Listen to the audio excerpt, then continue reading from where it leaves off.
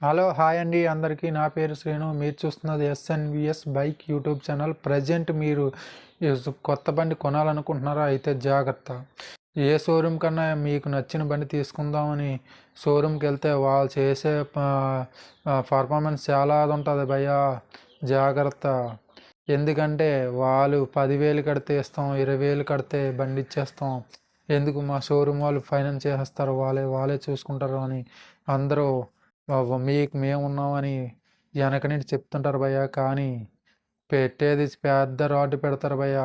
జాగ్రత్త.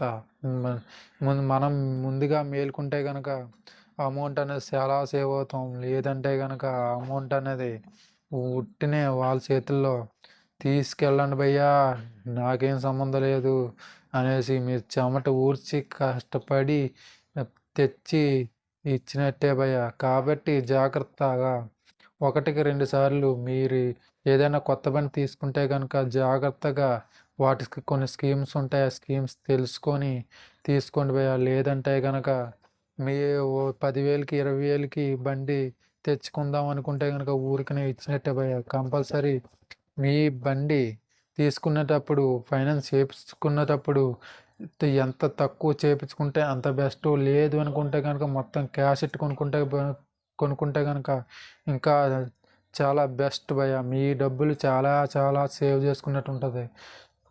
జా ఈ ఈ వీడియో కొత్తగా బండ్లు తీసుకున్న ప్రతి ఒక్కరికి జాగా ఉపయోగపడుతుందని నేను అనుకుంటున్నాను భయ్య. Take care.